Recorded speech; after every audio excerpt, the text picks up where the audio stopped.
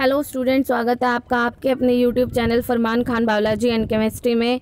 और आज हम नया चैप्टर शुरू करने जा रहे हैं। हम पहला चैप्टर स्टार्ट कर रहे हैं जिसका नाम होता है क्या, मृदा, खनिज, चट्टानों का अपक्षय और मृदा निर्माण।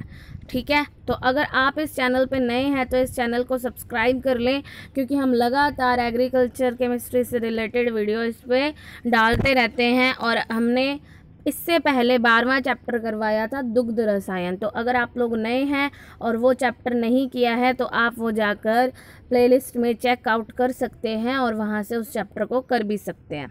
अब देखें ध्यान से, कहता है मृदा शब्द की जो उत्पत्ति होती है वो लैटिन भाषा के शब्द सोलम से हुई है। तो ये आप लोगों को याद रखना है। मृदा को सॉइल बोलते हैं, इंग्लिश में क्या बोलते हैं, मिट्टी को सॉइल बोलते हैं। और सॉइल शब्द जो है वो लैटिन भाषा के शब्द सोलम से लिया गया है, जिसका शाब्दिक अर्थ क्या होता है, फ्लोर या फर्श होता है। इसका शाब्दिक अर्थ क्या है, फ्लोर या फर्श होता है। कहता है मृदा को पृथ्वी की सबसे ऊपरी परत माना जाता है। तो ये क्वेश्चन पूछे जा सकते हैं कि भाई इसकी उत्पत्ति किस शब्द से हुई है। मृदा को पृथ्वी की सबसे ऊपरी परत माना जाता है। ठीक है, मृदा एक त्रिविमीय प्राकृतिक पिंड है। त्रिविमीय का क्या मतलब होता है, देखो द्विविमीय, त्रिविमीय। द्विविमीय तो वो होते हैं जिनकी क्या होती है, लंबाई इंटू चौड़ाई, दो चीज़ें होती है, लंबाई होती है और चौड़ाई होती है, वो तो होते हैं द्विविमीय। लेकिन जिसमें क्या पाई जाती है, जिसमें तुम्हारी लंबाई भी पाई जाती है, चौड़ाई भी पाई जाती है और गहराई भी पाई जाती है, वो तीनों चीज़ें हैं इसके अंदर, तो उसे क्या बोला जाएगा, उसे 3D स्ट्रक्चर बोला जाएगा, त्रिविमीय पिंड माना जाएगा। तो मृदा की लंबाई भी होती है, चौड़ाई भी होती है और मृदा में गहराई भी पाई जाती है, इसीलिए मृदा एक त्रिविमीय प्राकृतिक पिंड है। मृदा क्या करती होती है, मृदा पौधों की वृद्धि के लिए यांत्रिक आधार का कार्य करती होती है। इसके अलावा मृदा ही होती है जो जल और पोषक तत्वों को प्रदान करने का कार्य करती है पौधों को। पौधे जो होते हैं वो जल में, मृदा में पाए जाने वाले जो पोषक तत्व हैं वो जल के द्वारा घुलकर पौधों को क्या हो जाते हैं, प्राप्त हो जाते हैं। मृदा भूमि की ऊपरी सतह पर असंगठित खनिज पदार्थ हैं तथा पादप वृद्धि के लिए प्राकृतिक माध्यम का कार्य करती है। मृदा को निम्न प्रकार परिभाषित किया जा सकता है। तो देखो मृदा की दो परिभाषाएं दी गई, एक तो किसने दी, एक तो दी इस वैज्ञानिक ने, जोफे और मार्बट ने। ठीक है, और एक दी थी ब्रैकमैन और ब्रैडी ने। बैकमैन और ब्रैडी ने तुम्हारी ये सेकंड परिभाषा दी है, तो तुम लोगों को याद रखना है। अगर वो तुम लोगों से वैज्ञानिक का नाम लेके परिभाषा पूछता है तो तुम उसी को लिखोगे, अदरवाइज तुम्हें दोनों परिभाषाएं अच्छे से उसको बतानी है। एक तो किसने दी है, जोफे और मार्बट ने, और दूसरी किसने दी है, बैकमैन और ब्रैडी ने। तो सबसे पहले हम बात करते हैं जोफे और मार्बट ने क्या बोला मृदा के बारे में। कहता है मृदा एक प्राकृतिक पिंड है जो प्राकृतिक पदार्थों पर प्राकृतिक बलों के प्रभाव से विकसित हुई है। इसका क्या मतलब है, प्राकृतिक पदार्थ, देखो चट्टान, जैसे चट्टान होती है, चट्टानों पर जब दबाव पड़ता है तो चट्टानें टूटकर क्या बनाती हैं, चट्टानें टूटकर खनिज बनाती हैं। क्या बनाती है, चट्टानें टूटकर खनिज बनाती हैं। और जब खनिज जो होते हैं आगे टूटते हैं, अपघटित होते हैं, तो खनिजों के अपघटन से आगे मृदा का निर्माण होता है। ठीक है, तो कुल मिला के इसने ये बात बोली है कि ये क्या है, ये एक प्राकृतिक पिंड है जो प्राकृतिक पदार्थों जैसे चट्टानों, खनिजों, इन पर प्राकृतिक बलों के प्रभाव से विकसित हुई है। प्राय भिन्न भिन्न गहराई के खनिज एवं कार्बनिक अवयवों के संस्तरों के अनुसार इसके विभेद किए जाते हैं कि इसमें कितनी गहराई पर कौन सा खनिज पाया जाता है या कितनी गहराई पर कौन सा कार्बनिक अवयव पाया जाता है, उस हिसाब से मृदा को विभिन्न भागों में वर्गीकृत किया गया है। ये संस्तर अपने नीचे स्थित पैतृक पदार्थों से आकारिकी, भौतिक गुण, बनावट, रासायनिक गुण, संगठन और जैविक लक्षणों में भिन्नता रखते हैं। जैसे मैं आप लोगों को बताती हूँ, आप लोगों को इससे समझ नहीं आएगा, आप लोगों को मैं एक डायग्राम दिखाती हूँ, उससे आप लोगों को समझ आएगा। आप लोगों को यहाँ पे दिखना होगा, ये देखिए, इसको ध्यान से देखेंगे तो आप क्या देखते हैं कि मृदा में विभिन्न प्रकार के संस्तर पाए जा रहे हैं। ओ संस्तर, ए संस्तर, बी संस्तर, सी संस्तर, और हर संस्तर जो होता है उसके गुण अलग हैं। जैसे ओ संस्तर के अंदर वे पदार्थ आते हैं जो या तो अल्प विघटित कार्बनिक पदार्थ होते हैं या पूर्ण विघटित कार्बनिक पदार्थ हैं। उसके बाद ए संस्तर के अंदर क्या आते हैं, ह्यूमस युक्त खनिज पदार्थ आते होते हैं। ठीक है, तुम जैसे जैसे नीचे की तरफ जाओगे, देखो ध्यान से देखो, यहाँ पर पौधों को उगाया जाता है धीरे धीरे। यहाँ देखो दिया हुआ है निक्षालित संस्तर। निक्षालित का क्या मतलब होता है कि यहाँ से पोषक तत्व घुलते हैं और घुलकर नीचे की तरफ गति करते हैं। यहाँ पे दिया हुआ है निक्षेपित संस्तर, यहाँ पर आकर वो क्या हो जाते हैं, जमा हो जाते हैं। और नीचे की तरफ और जाओगे तो नीचे की तरफ तुम्हारा दिया हुआ है क्या, आर संस्तर, जहाँ पर क्या पाई जाती है, कठोर चट्टानें पाई जाती हैं। तो कहते हैं मृदा में विभिन्न प्रकार के संस्तर पाए जाते हैं और ये जो संस्तर होते हैं वो भौतिक गुणों, रासायनिक गुणों, इसके अलावा जैविक गुणों, इन सब के अंदर क्या करते होते हैं, भिन्नता प्रदर्शित करते होते हैं। ये बात आप लोगों को ऊपर समझाई गई है।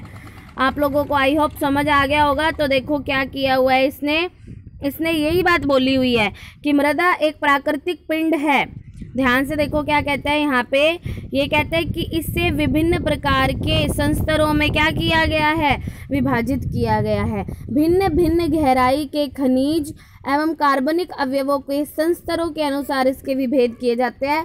ये संस्तर अपने पैतृक पदार्थों से आकारिकी, भौतिक गुण, बनावट, रासायनिक गुणों, संगठन और जैविक लक्षणों में विभिन्नता रखते हैं। तो मृदा परिच्छेदिका में आप लोगों को ये ध्यान रखना है, कई प्रकार के संस्तर बांटे गए हैं जिनके गुण क्या होते हैं, अलग अलग होते हैं। जैसे ओ संस्तर होता है, फिर ए होता है, फिर बी होता है, फिर सी होता है और लास्ट में आर होता है। आगे देखिए, जोफे और मार्बट के बाद दूसरा क्या है, बेकमैन और ब्रैडी ने क्या दी थी, कहते हैं मृदा एक कार्बनिक प्राकृतिक पिंड है जो विच्छेदित एवं अपक्षयित खनिज पदार्थों और कार्बनिक पदार्थों के सड़ने गलने से, देखो क्या क्या सड़े गले हैं, एक तो तुम्हारे खनिज पदार्थों का अपक्षय होता है, ठीक है, एक तो खनिज पदार्थों का अपक्षय होता है, दूसरा कहता है कार्बनिक पदार्थ। कार्बनिक पदार्थ जैसे हमारे घरों का कूड़ा करकट हो गया, सब्जियां हो गई, छिलके हो गए, ये सारी की सारी चीज़ें जब क्या होती हैं, अपघटित होती हैं, तो इनके मिश्रण से विभिन्न पदार्थों के इन दोनों, ये कहता है कि खनिज पदार्थों एवं कार्बनिक पदार्थों के सड़ने से बने विभिन्न पदार्थों के परिवर्तनशील मिश्रण से, किससे, परिवर्तनशील मिश्रण से परिच्छेदिका के रूप में मृदा का विकास होता है। ठीक है, ये पृथ्वी को एक पतले आवरण के रूप में ढकती है तथा जल एवं वायु की उपयुक्त मात्रा के मिलने पर पौधों को यांत्रिक आधार और जीविका प्रदान करती है। ठीक है, तुम लोगों को पता ही है कि भी पौधों को अगर जीवित रहना है तो मृदा में पर्याप्त नमी होनी चाहिए, मृदा में पर्याप्त वायु होनी चाहिए। तो पर्याप्त नमी और पर्याप्त वायु मिलने पर क्या होता है, ये पौधों को क्या करती है, मृदा जो होती है वो पौधों को यांत्रिक आधार पर जीविका प्रदान करती है। तो ये बेकमैन और ब्रैडी ने बोल दिया था। ठीक है, अब मृदा की अगर तुम लोगों से विशेषता पूछी जाए तो मृदा एक प्राकृतिक पिंड है, पूरी तरीके से प्राकृतिक है, मृदा को संश्लेषित नहीं किया जा सकता। ये बात आप लोगों को समझ आ जानी चाहिए कि कृत्रिम रूप से मृदा का संश्लेषण नहीं किया जा सकता, ये पूरी तरीके से प्राकृतिक होती है। यह पादप वृद्धि के लिए एक प्राकृतिक माध्यम है तथा कृत्रिम रूप से इसका संश्लेषण नहीं हो सकता है। आगे देखिए, मृदा की विशेषताएं होगी, और भी बहुत सारी विशेषताएं हैं। जैसे देखो इसके अंदर मृदा विभिन्न संस्तरों में विभाजित होती है। मृदा विभिन्न संस्तरों में क्या होती है, विभाजित होती है। अभी बता के गई हूँ, O A B C R। ठीक है, पदार्थों के संचार, संचयन और स्थानांतरण के कारण मृदाओं में विभिन्न परतें पाई जाती हैं। ठीक है, आगे कहता है मृदा में विभिन्न पैतृक पदार्थों एवं जलवायु संबंधी कारकों के कारण अकारकी रासायनिक और जैविक अंतर पाए जाते हैं। विभिन्न पैतृक पदार्थों के कारण और जलवायु संबंधी कारकों के कारण, देखो कई बार होता है कि जलवायु परिवर्तित होने से मृदा के गुण भी क्या हो जाते हैं, परिवर्तित हो जाते हैं। ठीक है, जैसे एग्जाम्पल के तौर पे देख लो, मान लो हम राजस्थान में बैठे हैं, तो हमारे राजस्थान की जो भूमि है उस पर क्या होती है, सरसों उगती है। ठीक है, गर्मी मतलब ऐसी फसलें उगती हैं जो गर्मी को सहन कर सकती हैं। और अगर तुम ठंडे प्रदेशों में चले जाओ जैसे शिमला, कुल्लू, मनाली, क्या राजस्थान में सेब उगाए जा सकते हैं? नहीं, क्योंकि यहाँ की मिट्टी, यहाँ की जलवायु जो है उसमें ऐसे गुण नहीं पाए जाते। लेकिन अगर तुम ठंडे प्रदेशों में जाओगे तो वहाँ की जलवायु से वहाँ के मृदा के गुणों पर प्रभाव पड़ता है, और जिसकी वजह से जो फसलें एक क्षेत्र में नहीं उगती वो वो दूसरे क्षेत्र में आसानी से उग जाती हैं। जैसे सदाबहार के वन कहाँ पाए जाते हैं, जहाँ पर पानी पर्याप्त मात्रा में पाया जाता है। जबकि राजस्थान में कैसे वन पाए जाते हैं, जो सूखे होते हैं, कंटीले होते हैं, ठीक है, वो सब चीज़ें पाई जाती है। तो मृदा का भी उसके ऊपर बहुत बड़ा इफेक्ट होता है। आगे देखें भूपपड़ी मृदा के कार्य। तो मृदा के कार्यों में देखते हैं, पहला कार्य क्या है, कहता है भूपपड़ी और वायुमंडल के मध्य में मृदा एक आंतरिक सतह होती है।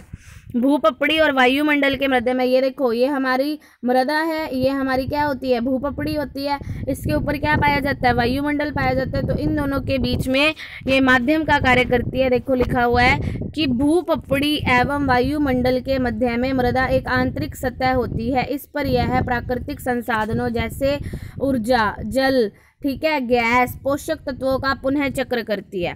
मृदा पौधों की वृद्धि के लिए यांत्रिक आधार, जल और पोषक तत्व तथा पादप जड़ों को ऑक्सीजन प्रदान करती है। मृदा सूर्य ऊष्मा को भंडार करती है और उससे वृद्धि करते हुए पौधों को प्रदान करती है। मृदा का क्या होता है, मृदा सूर्य के प्रकाश को अवशोषित करने की क्षमता रखती है और इस प्रकाश को अवशोषित करके ये पौधों को क्या करती है, प्रदान करती है वृद्धि करने के लिए। उसके बाद क्या होता है, मृदा की ऊपरी सतह कृषि फसलों के उत्पादन में प्रयोग की जाती है। अपने मृदा की ऊपरी सतह पर कृषि कार्य करते होते हैं। इसके अलावा ये विभिन्न प्रकार के जीव जंतुओं के लिए भी निवास स्थान का कार्य करती है। इसकी सहायता से इमारतों का निर्माण किया जाता है, सड़कों का तथा निरर्थक पदार्थों को मिलाने में इसका यूज किया जाता है। अब अगर हम बात करें क्या मृदा के अध्ययन को, तो मृदा को दो भागों में बांटा गया है। अध्ययन को दो भागों में बांटा गया है। First is pedology. पहला क्या होता है, पैडोलॉजी होता है और दूसरा क्या होता है, मृदा शास्त्र होता है। तो पैडोलॉजी के अंदर क्या किया जाता है, पैडोलॉजी कहते हैं कि मृदा एक प्राकृतिक पिंड है। पैडोलॉजी में हम मृदा के जन्म के बारे में पढ़ते हैं, मृदा का निर्माण कैसे होता है, इसका वितरण किस प्रकार से होता है, इसको किस हिसाब से बांटा गया है, उसके बारे में अध्ययन किया जाता है। जबकि मृदा शास्त्र, जिसे हम इंग्लिश में एडेफोलॉजी भी बोलते हैं, तो एडेफोलॉजी के अंदर मृदा का अध्ययन किस हिसाब से किया जाता है, उच्च पादप समुदाय के दृष्टिकोण से किया जाता है कि उच्च जो कोटि के पादप है, जैसे बड़े बड़े पेड़ पौधे होते हैं, वो मृदा में किस प्रकार से अपना वृद्धि विकास करते हैं। अगर हमें उनका अध्ययन करना है तो हम मृदा शास्त्र यानी कि एडेफोलॉजी में करते हैं। उसके बाद देखें अगर ध्यान से हम आगे, देखो क्या कहता है, मृदा एक प्राकृतिक पिंड। तो मृदा एक प्राकृतिक पिंड है तथा इसका अपना एक स्वतंत्र अस्तित्व है। इसके गुण विशेष एवं विभिन्न है। मृदा एक प्रकार से जीवित पिंड है। क्यों जीवित? वो होते हैं, देखो, जो वृद्धि विकास करते हैं। जीवित वो होते हैं जो समय के साथ साथ उनकी वृद्धि भी होती है, विकास भी होती है, और मृदा का जो है वृद्धि विकास भी समय के साथ साथ होता रहता है। तो हम ये मान सकते हैं कि मृदा क्या है, एक जीवित पिंड है, क्योंकि जीवित पदार्थों के समान मृदा का धीरे धीरे विकास होता है। इसका जन्म पैतृक पदार्थों अथवा चट्टानों से होता है और यह अपनी परिपक्व अवस्था को पहुंचकर पूर्ण प्रोफाइल के रूप में विकसित हो जाती है।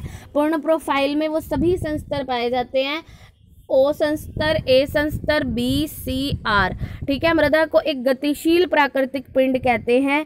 क्यों कहते हैं गतिशील प्राकृतिक पिंड? ये कहते हैं ये जीव और सूक्ष्म जीव, ठीक है, मृदा के विशेष कार्यों को प्रभावित करते हैं। मृदा एक प्राकृतिक पिंड है क्योंकि ये गहरी होती है, इसमें पृष्ठीय क्षेत्रफल भी होता है। ये विनाशकारी एवं संश्लेषित प्रक्रमों से उत्पन्न एक प्राकृतिक पदार्थ है। इस प्रकार एक प्राकृतिक पदार्थ की सभी विशेषताएं जैसे विनाश, संश्लेषण तथा परिवर्तन की पूर्ति करती है। इस प्रकार हम देखते हैं कि मृदा कार्बनिक एवं खनिज पदार्थों का एक प्राकृतिक पिंड होता है, ठीक है। तो प्राकृतिक पिंड इसीलिए बोला गया है इसको, क्योंकि देखो पहली बात तो इसने इसको जीवित पिंड बोला। क्यों बोला? क्योंकि ये लगातार वृद्धि विकास करती रहती है। इसने इसको क्या बोला कि ये निर्माण की प्रक्रिया में भी भाग लेती है, ये विनाश की प्रक्रिया में भी भाग लेती है, ठीक है। तो ये सभी प्रक्रमों में भाग लेती है, इसीलिए इसको प्राकृतिक पिंड माना गया है। आगे देखो क्या कहता है, पादप वृद्धि के लिए माध्यम का काम कैसे करती है। तो पौधों की वृद्धि को प्रभावित करने वाले कारकों को 3 भागों में बांटा गया है। पहला जलवायु संबंधी कारक, दूसरा अपजीवीय संबंधी कारक और तीसरा मृदीय कारक। अब देखो क्या कहता है, मृदीय वर्ग में मृदा के सभी भौतिक, रासायनिक और जैविक गुणों तथा मृदा में होने वाले सभी प्रक्रम जो मृदा की पौधों को खनिज तत्व एवं जल प्रदान करने की क्षमता को प्रभावित करते हैं, वो सब सम्मिलित है। ये छोड़े, आप देखो आगे क्या कहता है, ध्यान से समझना। आवश्यक खाद्य तत्व, तो आप लोगों को पता होगा, देखो 3 प्रकार के तत्व होते हैं मेन। एक तो होते हैं तुम्हारे कौन से तत्व, एक तो होते हैं मुख्य पोषक तत्व। कौन से होते हैं? मुख्य पोषक तत्व। अगर पौधों के लिए मुख्य पोषक तत्व पूछे जाए तो 3 होते हैं, NPK। ठीक है, मुख्य पोषक तत्व कौन से होते हैं? NPK। तो फर्स्ट हमारा मुख्य पोषक तत्व हो गया। अब सेकंड हमारा देखो क्या होते हैं, एक होते हैं हमारे आधारीय तत्व। कौन से होते हैं? आधारीय तत्व। ये पौधों का 95% भाग बनाने का कार्य करते हैं। ये होते हैं CHO। क्या होते हैं? CHO, carbon, hydrogen, oxygen. उसके अलावा देखिए क्या होता है, फिर हमारे हैं गौण पोषक तत्व। गौण पोषक तत्वों को द्वितीय पोषक तत्व भी कहा जाता है। मुख्य पोषक तत्वों को प्राथमिक पोषक तत्व कहा जाता है। मुख्य पोषक तत्व जो थे NPK, उनको क्या कहा जाता है? प्राथमिक पोषक तत्व भी कहा जाता है। और ये जो गौण पोषक तत्व होते हैं इन्हें द्वितीय पोषक तत्व कहा जाता है। ये 3 होते हैं, कैल्शियम, मैग्नीशियम, सल्फर। ठीक है, कैल्शियम, मैग्नीशियम, सल्फर। उसके बाद अगर हम देखें क्या, उसके बाद हमारे आते हैं सूक्ष्म पोषक तत्व। तो सूक्ष्म पोषक तत्व बहुत सारे हैं, जैसे एग्जाम्पल के तौर पे मैग्नीज है, बोरोन है, लोहा है, ठीक है, जस्ता है, तांबा है, मोलिब्डेनम है, क्लोरीन है। ये सारे के सारे सूक्ष्म पोषक तत्व होते हैं।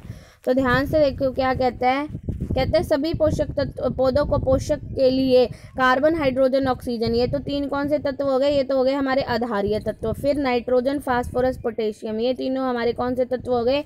मुख्य पोषक तत्व। फिर कैल्शियम, मैग्नीशियम और गंधक, ये हमारे 3 क्या होते हैं? गौण पोषक तत्व होते हैं। इसने यहाँ पे ये गलत लिखा हुआ है, ये लोहा जो होता है, लोहा वो हमारा क्या है? वो सूक्ष्म पोषक तत्व के अंदर आता है। ठीक है, वो हमारा द्वितीय या मुख्य पोषक तत्व में शामिल नहीं होता, ये हमारा सूक्ष्म पोषक तत्व में शामिल होता है। आगे कहता है मृदा से पौधों को फास्फोरस, पोटेशियम, गंधक, कैल्शियम, लोहा, बोरोन, मैग्नीज, जस्ता, तांबा, मोलिब्डेनम और क्लोरीन प्राप्त होती है। नाइट्रोजन मृदा तथा हवा दोनों से, मृदा और वायु दोनों से प्राप्त होती है। वायु में तो आप लोगों को पता, लगभग आयतन के हिसाब से 78% क्या पाई जाती है? नाइट्रोजन पाई जाती है। इसके अलावा मृदा जो है उसमें भी नाइट्रोजन होती है। तो इन दोनों से ही क्या किया जाता है? प्राप्त किया जाता है पौधों के लिए नाइट्रोजन। फिर कहता है वायु और जल से पौधों को कार्बन, हाइड्रोजन और ऑक्सीजन मिल जाती है। इनको लेने के लिए पौधों को कोई एफर्ट नहीं करना पड़ता। ठीक है, ये तो वायु से ही आसानी से इनको जितनी चाहिए उतनी ज़्यादा मात्रा में प्राप्त हो जाती है। अगर हम बात करें अब किसकी? जल की, तो जल के अंदर देखिए क्या लिखा हुआ है, यह एक मृदा का मुख्य अंग होता है। मृदा से जितने भी खाद्य पदार्थ होते हैं, मृदा से जितने भी खाद्य पदार्थ हैं उसमें पानी का भाग सर्वाधिक होता है। ठीक है, खाद्य पदार्थ पौधे लेते हैं उसमें पानी का भाग सर्वाधिक होता है। पौधों के लिए पानी की मात्रा कम होने पर कोशिकाओं का विस्तार और विभाजन कम हो जाता है। पौधों में प्रकाश संश्लेषण के लिए भी पानी की क्या होती है? आवश्यकता होती है। क्यों? प्रकाश संश्लेषण की क्रिया में क्या होता है? CO2 और H2O जब दोनों आपस में मिलते हैं तो CO2 और H2O के मिलने पर किसका निर्माण होता है? ग्लूकोज का निर्माण होता है। प्रकाश संश्लेषण की प्रक्रिया में होता है क्या है? CO2 और H2O आपस में मिलते हैं और मिलकर क्या बनाते हैं? देखो ये रिएक्शन होती है, 6CO2 + 6H2O is equals to क्या होता है? C6H12O6। अब ये तो हमारा बन गया फूड, खाना बन गया, भोजन बन गया। अब ध्यान से देखो, कार्बन 6 थे, 6 आ चुके हैं। हाइड्रोजन कितने हैं? 12 है, 12 आ चुके हैं। ऑक्सीजन कितने हैं? 6 दूनी 12, 12 और 6 18। 18 में से 6 ऑक्सीजन हमने काम ले लिए, पीछे 6O2 बच जाएगा। ये भी तुम्हारी प्रकाश संश्लेषण की प्रक्रिया में बनता है। तो इसीलिए कहते हैं भाई जल जो है उसके बिना प्रकाश संश्लेषण की प्रक्रिया नहीं हो सकती और पौधे अपना भोजन नहीं बना सकते। उसके बाद देखो क्या लिखा हुआ है, कहते हैं इसकी कमी से किसकी कमी से? जल की कमी से। प्रकाश संश्लेषण की जो आवश्यक क्रिया है वो धीमी पड़ जाती है।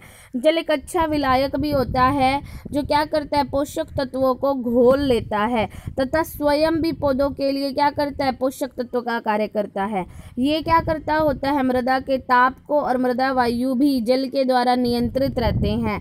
खनिज तथा कार्बनिक पदार्थों के चारों ओर जल भ्रमण करता है तथा इससे अनेकों पदार्थों को विलय करके मृदा विलयन बनाता है। अगर हम आगे देखें किसकी? जड़ के श्वसन के लिए ऑक्सीजन। तो ये इंपॉर्टेंट पॉइंट है, ध्यान से देखना, ये वाला पॉइंट इंपॉर्टेंट है। जितने भी जीवित पदार्थ हैं उन सबके लिए श्वसन अनिवार्य होता है और श्वसन के लिए हमें ऑक्सीजन चाहिए होती है। ऑक्सीजन जो होती है पौधों की जड़ों के श्वसन के लिए ऑक्सीजन मृदा वायु से प्राप्त की जाती है। तो ये ध्यान रखना आप लोगों को, यहाँ मृदा वायु का संगठन दिया हुआ है, मृदा वायु का संगठन दिया हुआ है, यानी मृदा में कौन कौन से तत्व कितनी कितनी मात्रा में पाए जाते हैं और ये इंपॉर्टेंट है। तो इसमें 20.3% ऑक्सीजन, 79.01% नाइट्रोजन और 0.3% CO2 मिलती है। मृदा वायु से उचित मात्रा में ऑक्सीजन ना मिलने पर पौधों की जड़ों की वृद्धि रुक जाती है और पौधे जो है वो ढंग से वृद्धि नहीं कर पाते। अब यांत्रिक आधार में देखिए, कहते हैं कि कुछ मृदाओं की भौतिक एवं रासायनिक दशाएं ऐसी होती है जिनमें पौधों की जड़ें आसानी से गहराई तक जा सकती हैं और फैल भी सकती हैं। ऐसी मृदाएं आदर्श मृदाएं कहलाती है क्योंकि इनमें वृद्धि करने वाले जो पौधे होते हैं वो पवन दृढ़, यानी उनमें हवा को सहन करने की क्षमता पाई जाती है। जलाभाव से, यानी अगर पानी की भी कमी हो जाती है, सूखा पड़ जाता है, तो ये उसको भी सहन कर सकते हैं। आदर्श मृदाओं में जो पौधे उगते हैं वो पवन दृढ़ होते हैं, यानी वायु को सहन करने की, वरना ऐसे होता है ना कि कोमल पौधे क्या होते हैं? वायु तेज चली, हवा तेज चली और पौधा गिर गया। लेकिन ऐसी मृदाओं में जिनकी जड़ें, ऐसी मृदाएं जिनके अंदर पौधों की जड़ें क्या जा सकती है? गहराई तक जा सकती हैं, वो पवन दृढ़ होते हैं। जल को, सूखा को सहन करने की उनमें शक्ति होती है क्योंकि जब जड़ें गहरी होंगी तो काफ़ी नीचे तक के जो जल होगा उसको इनको अवशोषित करने की इनमें क्षमता पाई जाएगी। ठीक है, तथा ये मृदा के एक आयतन के पोषकों को शोषित कर सकते हैं। पौधों की जड़ें प्राकृतिक या कृत्रिम कड़ी परतों पौधों की जड़ें प्राकृतिक या कृत्रिम कड़ी परतों, उर्वरा संस्तरों, नमी की अत्यधिक या न्यूनतम मात्रा तथा विषैले विलय पदार्थों की उपस्थिति में उचित प्रकार से या बिल्कुल भी वृद्धि नहीं करते। देखो, जब कड़ी परत आ जाती है, ध्यान से सुनना, जब मृदा में कड़ी परत आ गई, भाई यहाँ पे कड़ी परत आ गई, तो मृदा में कड़ी परत आने पर क्या होगा? जड़ें नीचे की तरफ जो पोषक पदार्थ है उन्हें अवशोषित नहीं कर पाएंगी। उर्वरा संस्तर का मतलब ये भाई उपजाऊ नहीं है मृदा।